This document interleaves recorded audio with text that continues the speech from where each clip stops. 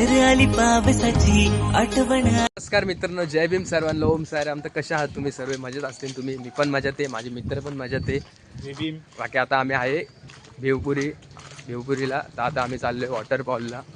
आता खूप मजा येणार. आम्ही फुल एकदम एक्साइट आहे नाही का. आता आम्ही चाललोच आहे. आता पकडायला घे चिकन बनवू वरती. उचल उचल